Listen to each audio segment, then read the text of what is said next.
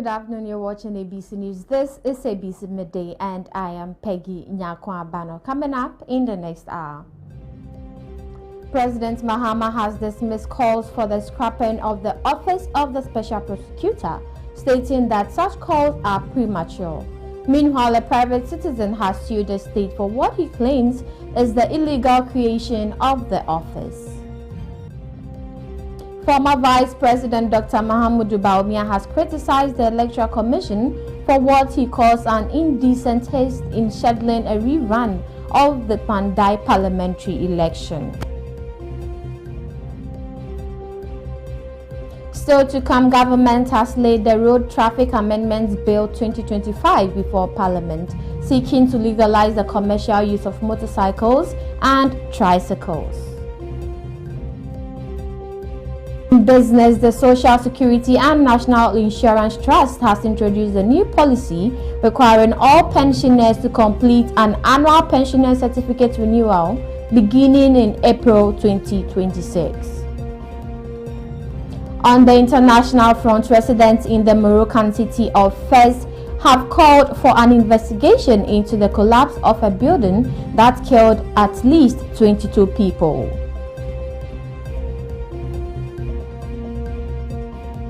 Stay with us, we have details of these and more coming up shortly.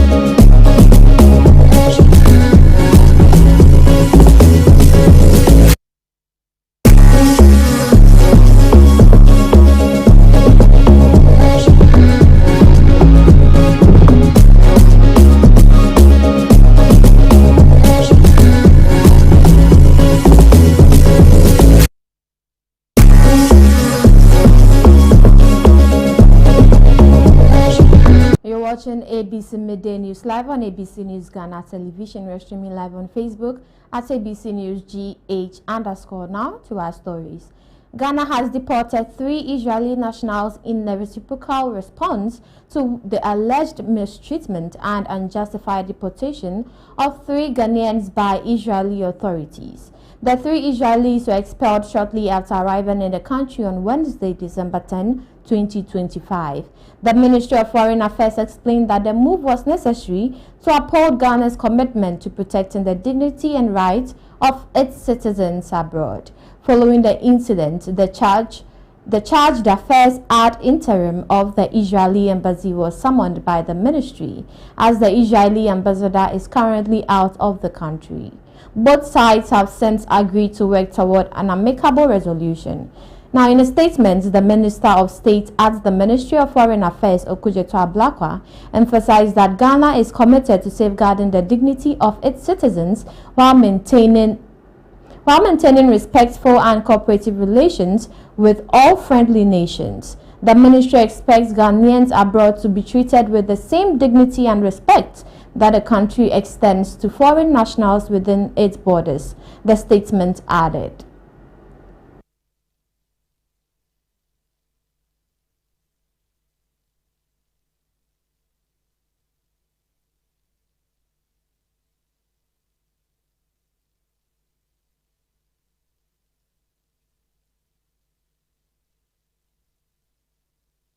Joining us on the line is international relations expert Dr. Ishmael Hlobo to have more conversations on this. Good afternoon, and welcome to ABC Midday News. Good afternoon to you and good afternoon to your viewers. Right. Yesterday, we had conversations with regards to this incident, and you mentioned that should Ghana take a reciprocal action, it's not going to be so good. Now, the ministry or Ghana has deported 3 nationals, Israeli nationals, in response to what they did to Ghanaians there. What does Ghana's decision to deport these people say about its foreign policy posture and willingness to assert reciprocity in defending its citizens? Okay, thank you, and once again, good morning. I think that if you read carefully the sequence of events that has happened, uh, the deportation might have happened before the meeting with the Chadi affairs of the Israeli embassy. But I think that what the minister and the ministry want to communicate is that they are not going to allow for international bullying. That as a country, Ghana is capable of also taking uh, a countermeasure to address issues that they felt um, is borders on respect for the country. And of course, you look at the delegation that was going, that was detained. That's a quite very important delegation. So I think that if we have had that meeting where both countries are committed to dealing with this issue amicably, then the issue of retaliating by deporting the three Israelis would not have been necessary. But then, having said that, I think that deporting them is just to flex a little bit of muzzle and say that, well, we're not going to sit down for other countries to disrespect us. So, and that is fair. So, but the good news is that, as the release has said, both countries have now committed to de-escalation. That is that they are going to sit down and iron out their differences. At the end of the day, that is the surest path to solving this problem. Further escalation is not in anybody's interest. So it is refreshing that part of the statement actually point to where the solution is. The solution is to sit down and talk. Of course, given what other major powers have done to us in the recent past, it is instructive that the ministry also do something that communicates resolve to defend the Ghanaian interests whenever we feel that our interest is threatened. So I think that the bottom line is that both countries have realized that escalation, countermeasures is not in anybody's interest, and commitment to resolve it amicably is the way forward. Now, how might this exchange of deportations affect diplomatic relations between the two countries, Ghana and Israel, in a short or long term? We know that there's conversations going on, but how can this affect future? So in the short term, as we speak, so those Ghanaians who are going to Israel will be a little bit jittery. Israelis who have booked their flights, waiting for the day to come to Ghana, may also not be quite sure. So it introduces uncertainty, particularly when it comes to travel between the two countries. So that uncertainty is not good for investment, it's not good for business. But then, as I indicated, the communication from the foreign ministry indicate that they are going to sit down and so temporarily we should expect a pause on the issue of deporting people who want to travel from Ghana to Israel and vice versa. In the short term, it has that uncertainty where, for instance, if somebody intends to come to Ghana from Israel, if this news come around, then he has to wait and see what the outcome of these negotiations will be. So in the short term, it may have some implication for travelers.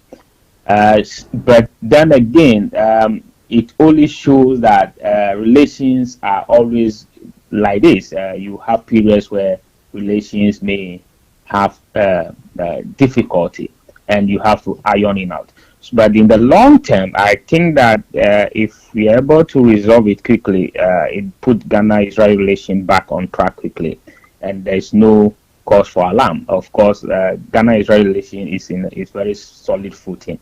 Over 60 years of friendliness cannot be wiped away just by indiscretion on the part of one of the partners. So I believe that what is going to happen is if the issue is quickly resolved, as I expect, then we will have a more cordial relation. Sometimes when these things happen, they present the opportunity to not only address the issue underneath, they also present the opportunity to strengthen relations in other issue areas.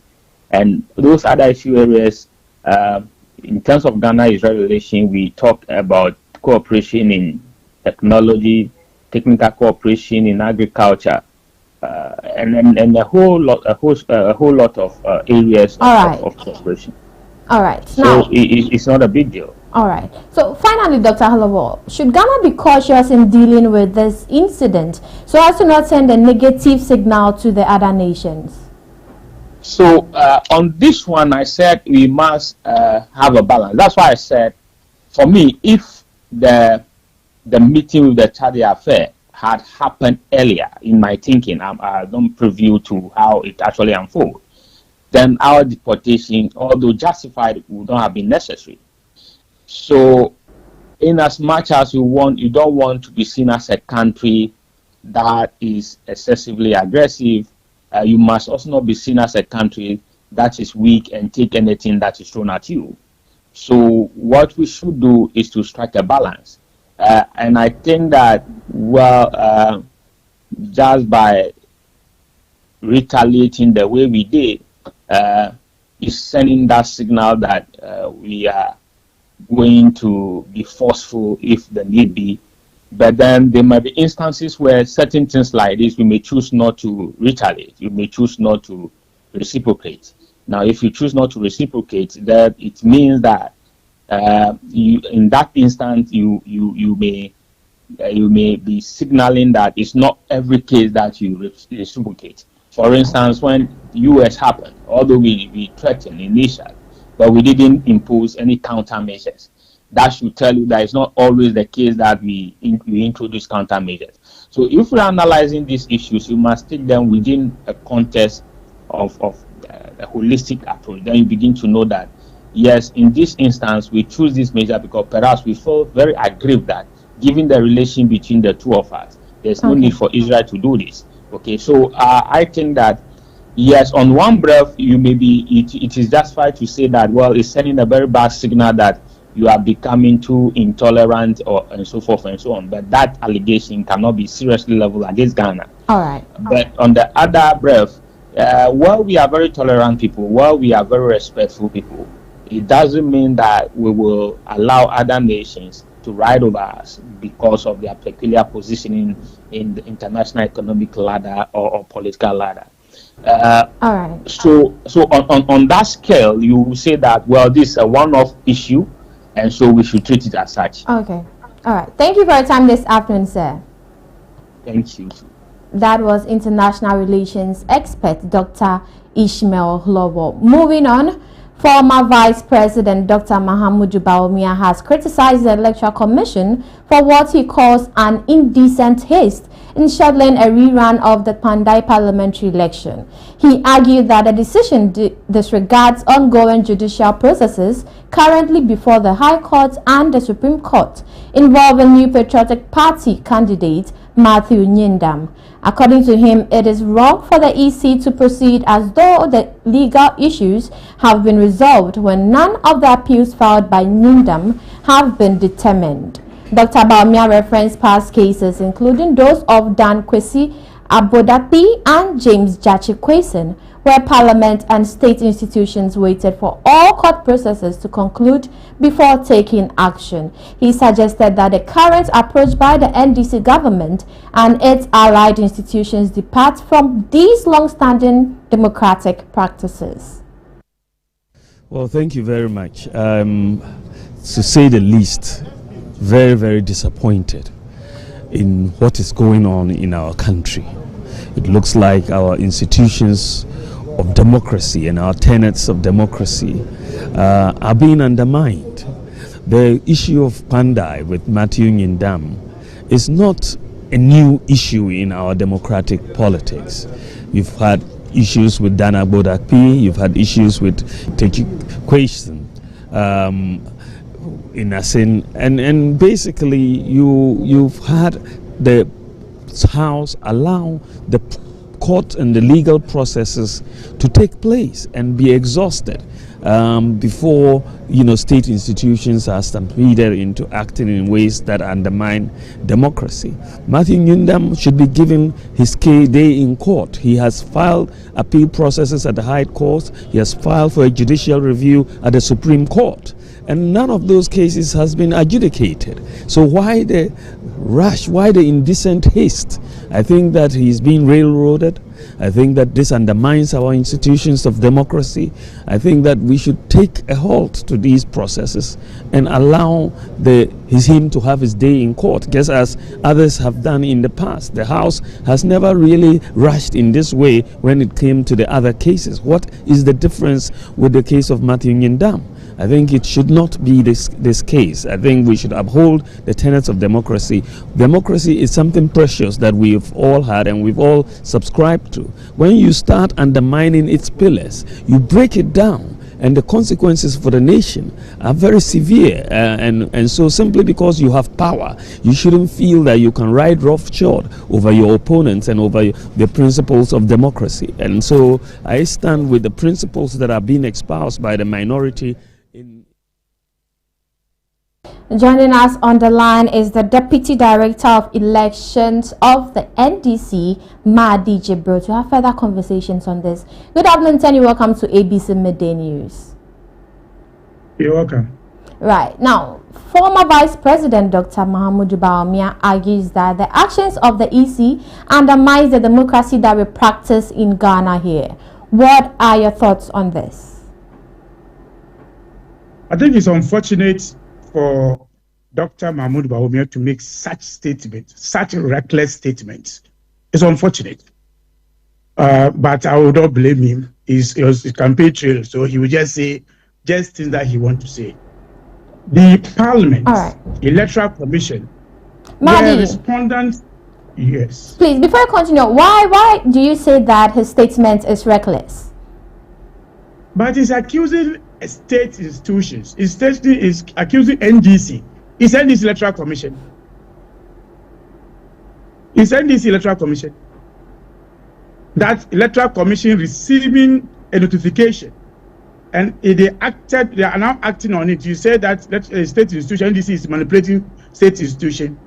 Well, is it the first time an issue like this has been rushed in under its watch? We went to court on this LPDQ issue. If the court used just one day, even Friday that we don't sit, under his watch, court sat on it because they want to resolve an issue of the country. Today he knows how to take these things. But I say I will allow him to say such things on his political campaign. But I have not taken him serious. I'm not taking him serious because the court ordered for elections. Is he saying that court now, he doesn't believe in court? Does he say that? Why is it the first time there's there's an issue of legal issues where the institution continues with the process? Under his watch, we NDC injected registration, but the EC continued the process. It was later they came to hear about our case. Did he say anything about it? And in 2024, we went to court to injunct registration exercise for us to solve a problem. Court EC all, and went on with registration. Bawumia, did he say anything? Did he say anything about that time? Is it today that he thinks that institutions are not working?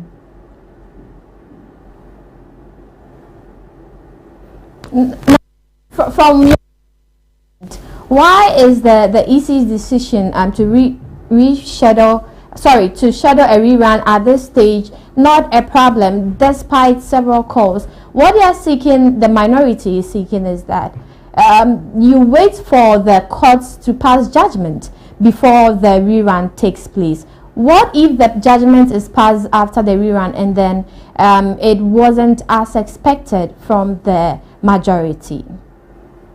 I'm saying the majority were saying this. When we injected registration, the courts waited for us. The minority is saying this thing today. Did they forget that we injected registration, but the EC continue the process. Let the court decide on it, and then we'll get to that point. But as of now, there's nothing stopping Electoral Commission to conduct elections in Pandai. How are you preparing towards December 30 election rerun in Pandai? As usual, because we know we are winning, we are not making useless talk noise in the space. We are focused to engage the people, telling them that we want to get somebody who will go to Parliament, voted legally to go to Parliament. It can be NDC, it can be MPP, but we are working towards winning the constituency. All right. Now, before you go, how do you assure Ghanaians that the EC's declaration of Iran is purely procedural?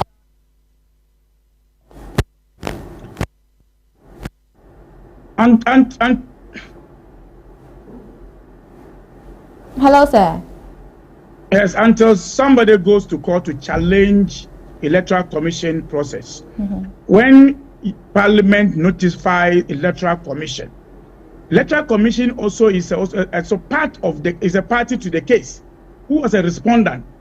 He didn't see anything wrong by conducting the elections, because Electoral Commission is also party in the case, and the court ruled that they should conduct the elections.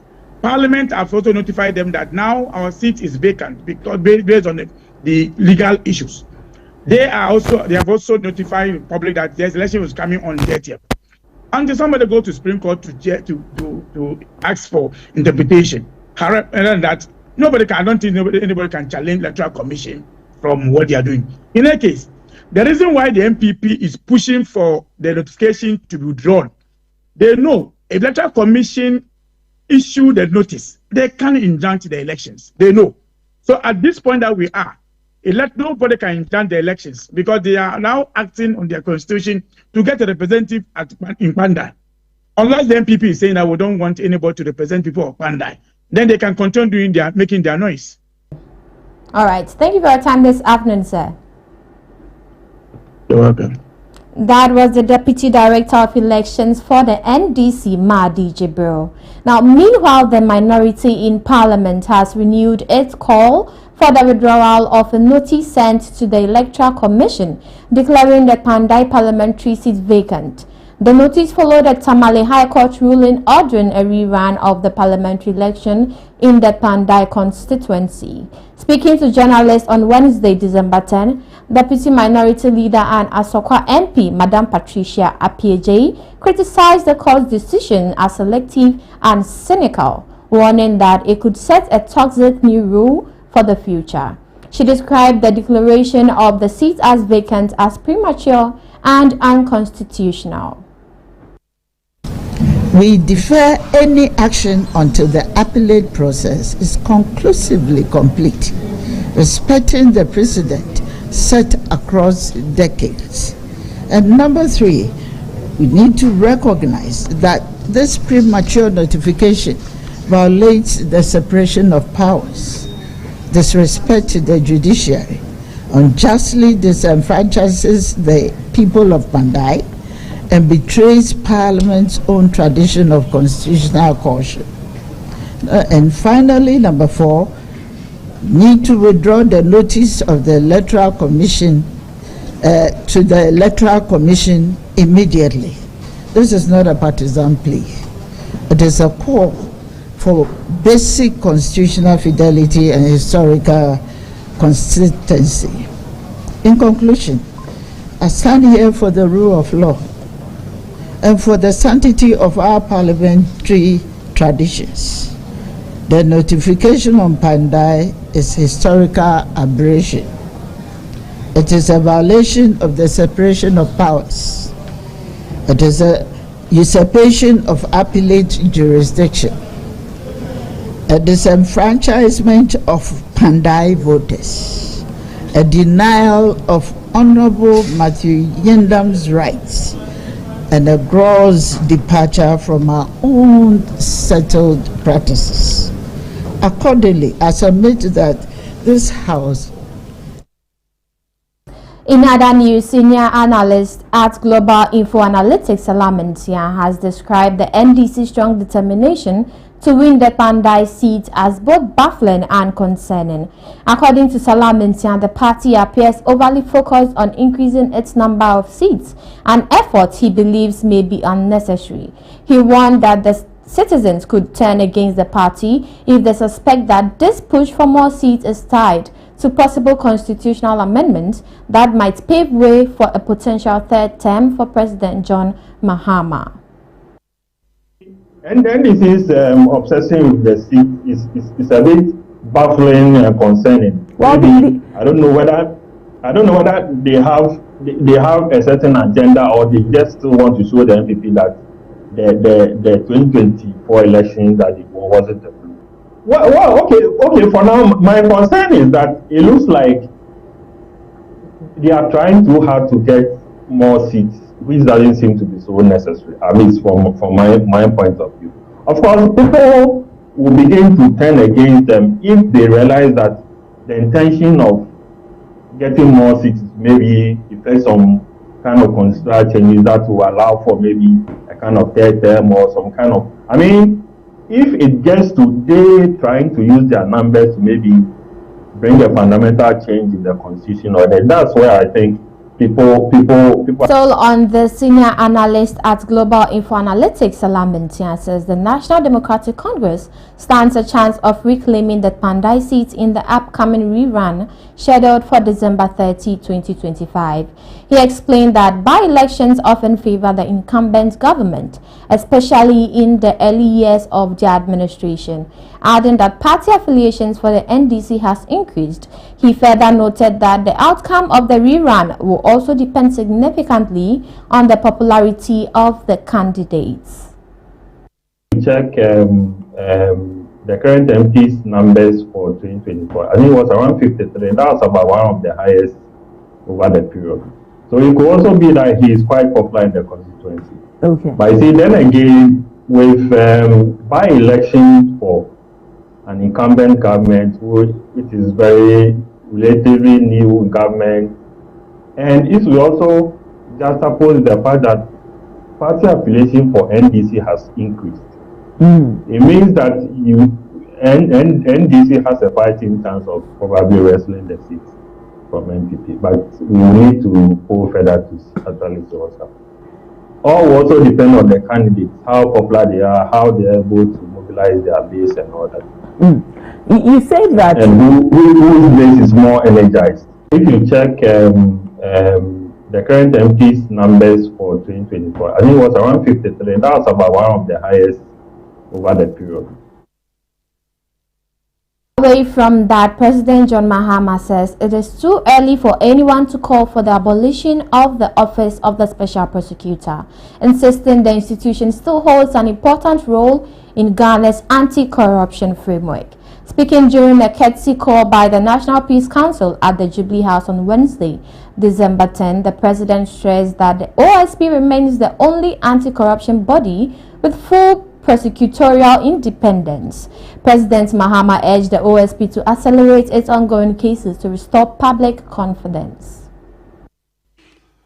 I do enjoy prosecuting people, but I mean, the people of Ghana will not forgive us if people develop impunity in terms of abusing the trust that people have put in them. And so that's why we're resourcing the Economic and Organized Crime Office and the other anti-corruption institutions, including the Office of the Special Prosecutor. And recently, there have been some controversy with the Office of the Special Prosecutor. I think it's premature to call for the closure of that office. The unique thing about that office is it is the only anti-corruption agency that has prosecutorial powers to be able to prosecute themselves without going through the Attorney General. And so people had mistrust for the Attorney General because the Attorney General normally is a member of government and is a minister of state. And so they believe that the Attorney General will be very reluctant to prosecute his own. But if there's an independent office like the Office of the Special Prosecutor, it won't matter who you are because they have security of tenure and they have prosecutorial powers, whether you're a member of government or you're a member of a previous government or you are anybody who has, misappropriated public funds. They have the law is behind them to be able to prosecute you. So I think we should give them a little time. Of course, people want to see, more prosecutions and more results. And so I'll just urge the OSP to speed up, some of these investigations. Now, a move to scrap the office of the Special Prosecutor has hit Parliament as Majority Leader Mahama Yariga and the Majority Chief Whip Roxanne Nelson Dafiametpo have laid a private member's bill seeking the complete repeal of the Office of the Special Prosecutor Act 2017 Act 959. The Office of the Special Prosecutor Repeal Bill 2025, dated 8 December 2025, outlines Parliament's intent to return full prosecutorial authority over corruption cases to the Attorney General, in line with Article 88 of the Constitution. A memorandum attached to the bill argues that the OSP's operations over the past 8 years have revealed deep structural and constitutional challenges that undermine its effectiveness. According to the memorandum, the OSP's creation in 2017 introduced duplication in prosecutorial functions between the Special Prosecutor and the Attorney General, resulting in institutional frictions, jurisdictional overlap, and avoidable delays in criminal proceedings. The lawmakers argued that the dual prosecutor model has produced inefficiencies rather than strengthened the national anti-corruption framework.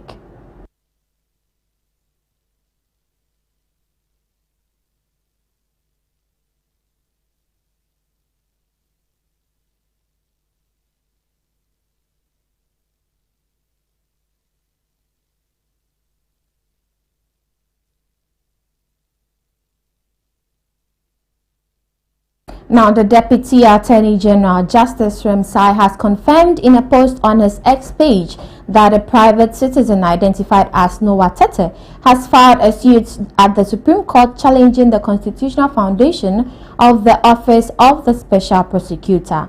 In his post, the Deputy Attorney General stated that the matter has been listed as Supreme Court Suit number JI/3/2026. According to court document referenced in the post, the plaintiff argues that Parliament overstepped its constitutional mandate by establishing a prosecutorial office that operates independently of the Attorney General. The suit is anchored on Article 88 of the 1992 Constitution, which grants the Attorney General exclusive authority over all public prosecutions. The plaintiff is seeking an order from the Supreme Court to strike down provisions of the Office of the Special Prosecutor Act 2017 Act 959 that gives the OSP autonomous prosecutorial powers or place it beyond the constitutional control of the Attorney General. The case is expected to revive long-standing constitutional debates over the separation of powers, the extent of Parliament's authority in establishing independent prosecutorial bodies, and the overall scope of the Attorney General's role as the country's chief prosecutor. Stoffriatus lawyers and response.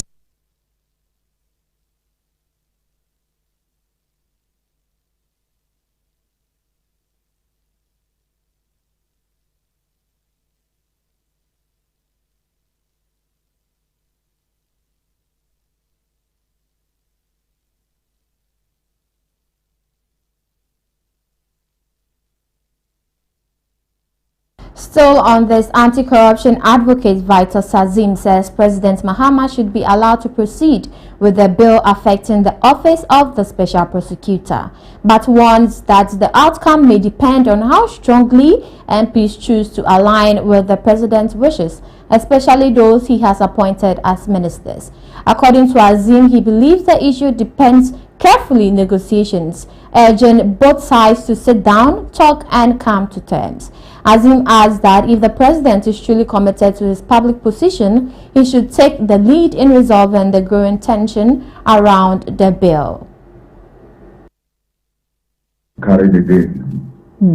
But it may not necessarily be so. Because if the parliamentarians respect their president, who has made some of them ministers of state, then they will go according to the president's wishes. But they probably need to sit down and negotiate this thing and come to terms without carrying moving forward with this thing.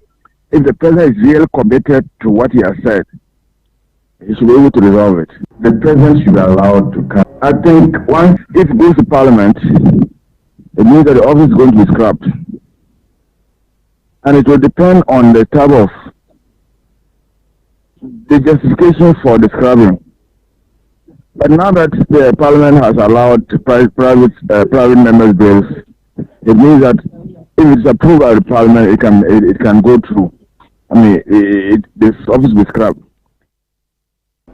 Away from that, the ranking member of Roads and Transport Committee in Parliament, Kennedy Osei-Nyako, has cautioned private commercial drivers that they risk losing their licenses if they charge unapproved fares during peak hours. Speaking on ABC in the morning, he encouraged passengers who encounter such extortion to report the incidents to the Ministry of Transport or the National Road Safety Authority. He emphasized that these measures are aimed at preventing private transport operators from exploiting passengers. Those drivers, those commercial drivers that are cheating travelers or cheating passengers, I mean, charging exorbitantly as compared to the normal prices that, I mean, GPRTU and the other commercial driver operators have agreed. If you are a passenger and you encounter such activity or such exploitation by any commercial, just pick the car number and make a report to either National Road Safety or the ministry. They are going to withdraw the license. They will not license them. They will withdraw their license. They cannot operate. So I think it's also one of the punitive measures that they want to put in place to ensure that truck drivers don't overexploit. Meanwhile, the ranking member of the Roads and Transport Committee in Parliament, Kennedy Osei-Nyako, has expressed concern about the lack of legislation governing the private transport sector. According to him, no serious country can develop without properly regulating its private transport system. And there are no laws that regulates that sector. So everybody buys a car and just put it on the road and start operating. And that is how it is. No country, no serious country, I mean, will develop with that kind of behavior or attitude or mindset. So I think it's something that we have to encourage because the law. In related news, the government has laid a Road Traffic Amendments Bill 2025 before Parliament, seeking to legalize the commercial use of motorcycles, tricycles and quadricycles as part of efforts to create employment opportunities for the youth. The bill proposes a minimum riding age of 21 years, lower than the initially proposed 25, as the government moves to formally regulate a growing transport sector that currently operates largely outside the law. Speaking on the floor of Parliament on Wednesday, December 10, the Minister for Transport, Joseph Bukari, explained that the amendment aims to sanitize road transport services, strengthen safety, and introduce stricter penalties for offenders. Again, Mr. Speaker, it also seeks to provide for the usage of motorcycles and tricycles for commercial purposes, for fare-paying activities. This will create jobs for our youth who are desirous to earn a living or have employment within the road transport sector. Again, Mr. Speaker, it also seeks to reduce age limit from 25 years to 21 years, those who are interested in having employment in the transport sector. All this is also determined to develop a standard in our transport system, especially our seat belts, our protective gears. This will bring about improvement in transport sector, and we believe that when this bill is considered and passed by this House, it will help us to control, monitor, and discipline the recalcitrant drivers and also create jobs for our people. Again, Mr. Speaker. Let's engage the General Secretary of the Okada Riders Association of Ghana on this, Majid Amidu. Good afternoon and welcome to ABC Midday News. Hello, sir.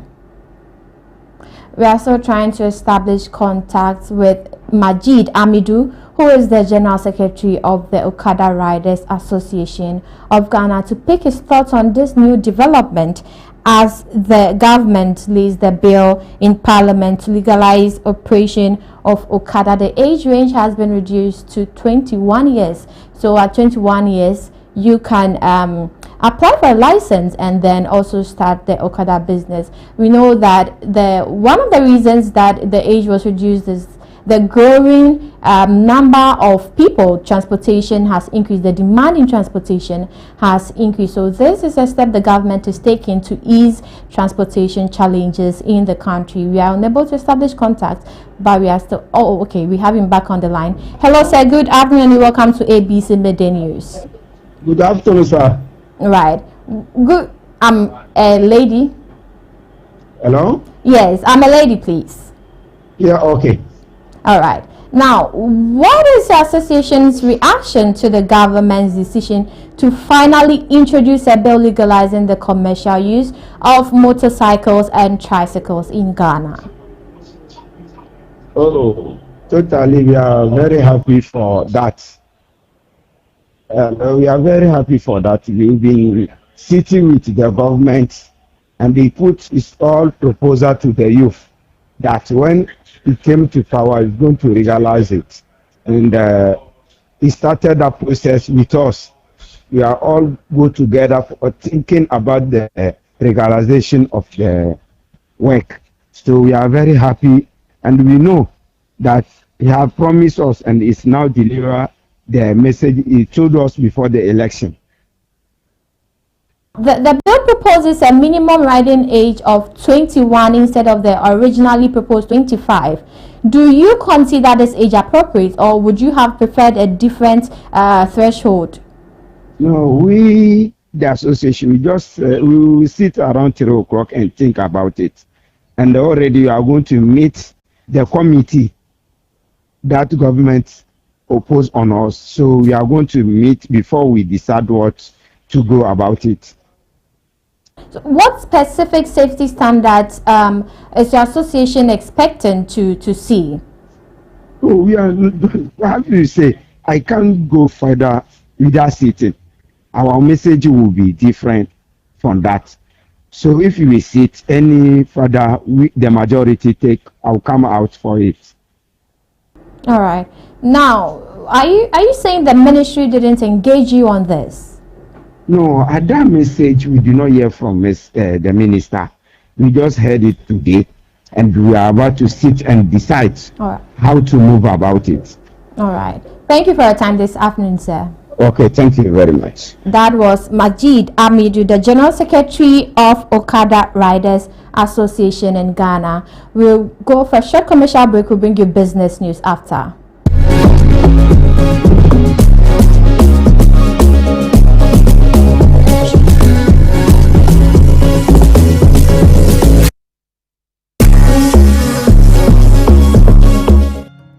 So, mommy, who is going to do my day jollof? Oh, Kwame.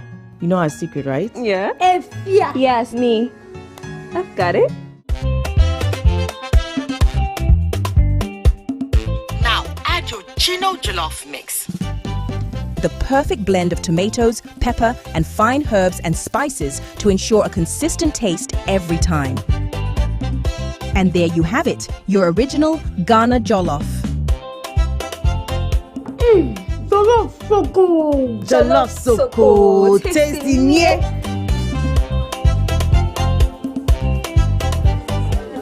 What is going on here? Enjoy jollof the Ghana way. Gino jollof is made with the perfect blend of tomatoes, pepper, and fine herbs and spices to ensure a consistent taste every time. This advert is FDA approved. Playing for your country, easy. Scoring, easy. Winning, easy. You know what be easy now? Kivo 4-in-1 Gary mix. Easy. It gets everything inside. Gary, creamer, sugar, roasted granules. Just add water. Sharp my soakings make ready. Taste and energy. Made easy. I'm a match winner, but the real champion is Kivo 4-in-1 Gary mix. champion taste. Also available strawberry, coconut, and chocomore. This advert is FDA approved.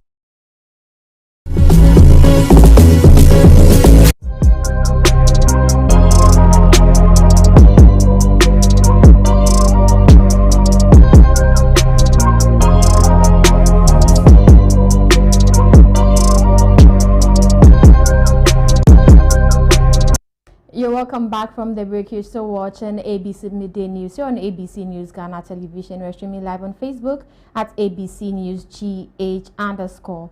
In the world of business, the Social Security and National Insurance Trust has introduced a significant new policy requiring all pensioners to complete an annual pensioner certificate renewal beginning in April 2026. The initiative is aimed at protecting the integrity of the national pension system and ensuring that benefits are paid solely to qualified living recipients. Under the updated policy, every pensioner, whether they retired compulsorily at age 60 or voluntarily from age 55, must renew their pensioner certificate once each year, specifically in their birth month, to avoid any interruptions in monthly payment. SNIT says the new arrangement will help eliminate fraudulent pension claims, improve verification accuracy, and bolster the long-term sustainability of the fund. The directive aligns with the international best practices that increasingly rely on biometric and digital verification to prevent fraud in social protection programs. To make the process convenient, SNIT has provided several renewal options. The SNIT mobile app with facial recognition, the virtual branch, partner banks, and all SNIT branches nationwide.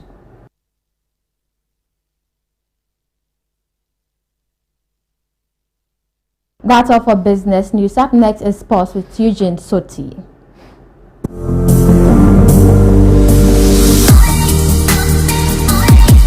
Introducing Betway's Bet Influencer, a groundbreaking feature where you can make money by just sharing codes. He just needs to share his codes and make money. The more his codes are used, the more money he makes. Oh yes, so what are you waiting for? Anyone can be a bet influencer. Share your codes and make money. Bet Influencer, another world first from Betway. This advert has been approved by the Gaming Commission of Ghana. Betway, get way more.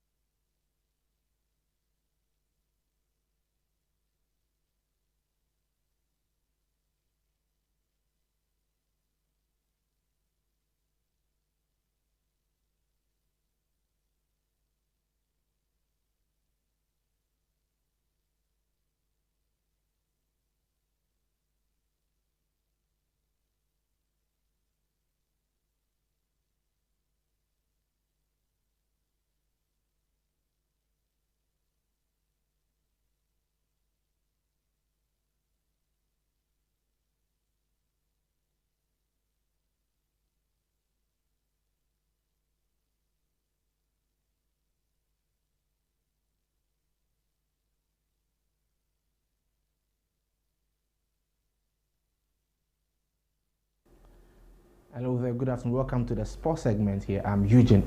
So let's kick off from the Black Queens, who have risen 5 places in the latest FIFA rankings after an impressive round of form since August. Ghana, who were previously ranked 67th, now sit 62nd in the world. On the continent, the Queens are ranked 3rd behind champions Nigeria and South Africa.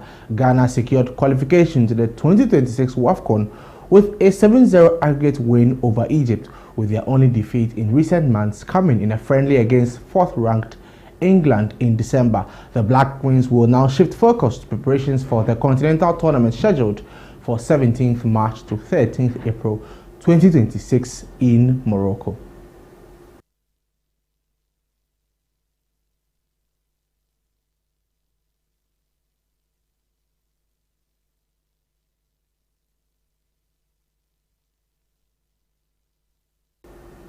Well, away from the Black Queens, let's head to England, where Aston Villa are enjoying a strong campaign so far, sitting 3rd in both the English Premier League and the Europa League. They've won 4 of their 5 Europa League matches, with their only defeats coming away to go-ahead Eagles in the Netherlands. Tonight, Villa travel to Switzerland to take on FC Basel. Aston Villa's midfielder Yuri Tielemans said he expects a tough atmosphere, noting Basel's impressive home record in the Europa League. Yeah, for sure. Every team, especially at home, they can always do something more. We know it ourselves as well at Villa Park, how we feel strong, and for them it's going to be the same thing tomorrow. They're going to feel strong with their fans behind them. So every game is very tough nowadays, and especially away. We're going to face a tough task tomorrow. Yeah, listen, it's not only after that game. It was even before that.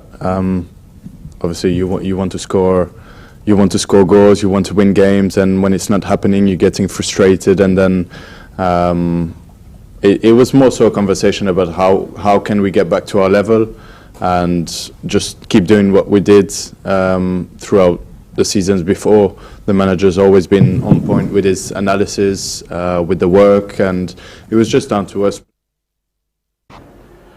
Well, in the Europa Conference League, Crystal Palace traveled to Ireland to face Shelbourne FC.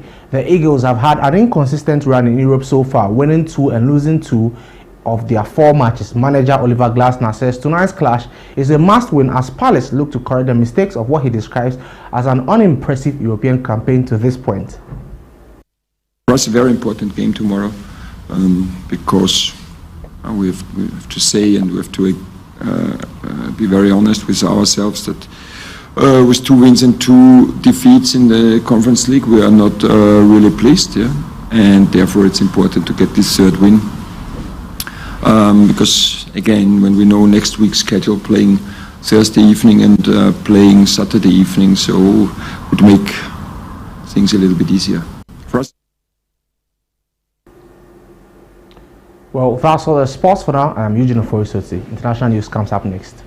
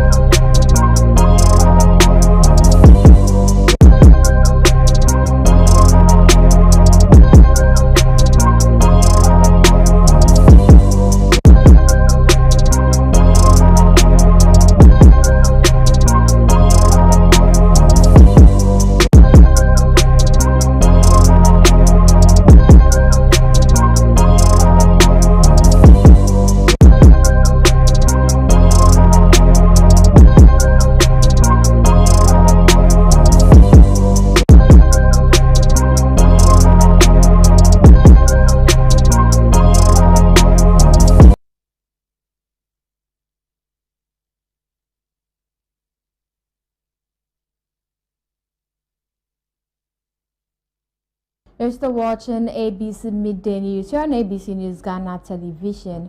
We're streaming live on Facebook at ABC News GH_. On the international front, at least 22 people were killed overnight where 2 4-story residential buildings collapsed in the Moroccan city of Fez. Officials say on Wednesday the second fatal building collapsed in the city this year. The homes, which housed 8 families, crumbled without warning late Tuesday night. 16 survivors were pulled from the rubble and transported to a nearby hospital for treatment, according to Morocco State News Agency. Search rescue teams continued working through the morning as authorities evacuated the surrounding neighborhood. Turia, a neighbor who rushed to the scene after hearing a loud commotion, described chaos and fear as residents tried to help one another escape. The cause of the collapse remained unclear as of Wednesday morning, and authorities did not immediately say how many people were still unaccounted for. Fez, Morocco's third largest city, is preparing to host matches for this month's Africa Cup of Nations and is among the venues selected for the 2030 FIFA World Cup. Beyond its famed world Medina and bustling medieval souks, the city is also home to some of the country's poorest neighborhoods, where aging infrastructure and deteriorating multi-family buildings are common.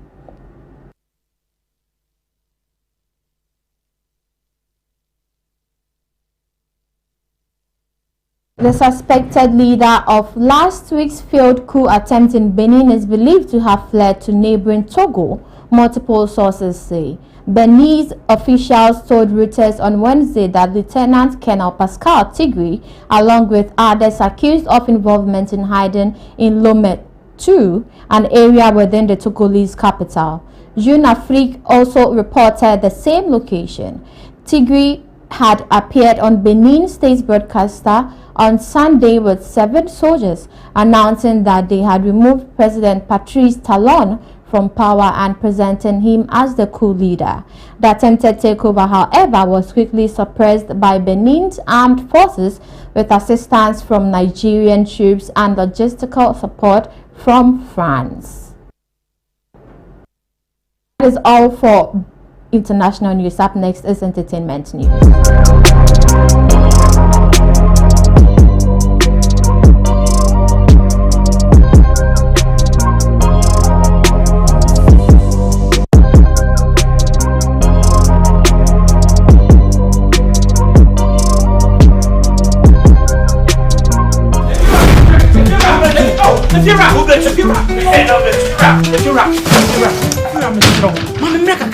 Rent back with the beer open.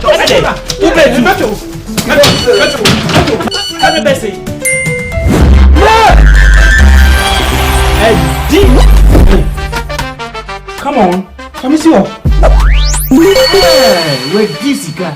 My friend, see before. It's the Telecel Too Much Money promo. Win cash daily, weekly, and a grand prize of 1.2 million Ghana cedis. Just reload or buy a bundle with Telecel Cash to earn points and stand a chance to win big. Dial *500# or visit the Telecel Play app to opt in and start winning in the Telecel Too Much Money promo. Terms and conditions apply. This promo is regulated by the NLA on the Caritas Lottery platform.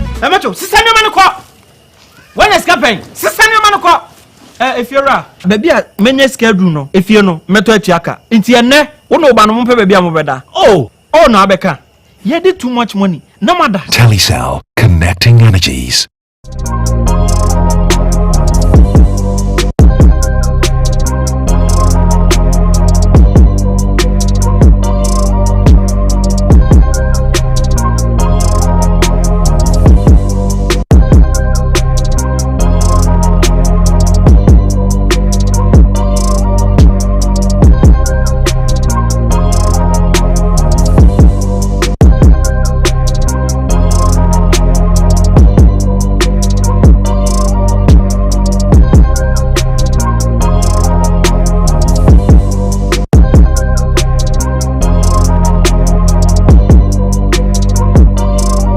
Entertainment, the Menchia Palace has firmly distanced itself from the internal dispute surrounding the death and funeral plans of high life legend that I will hold or possibly be shifted to March 2026. These disputes have not only reached the courtroom but were also presented before the Santihene Otumfuo Osei Tutu II following Ernestina Fosua's invocation of Ntam Kese.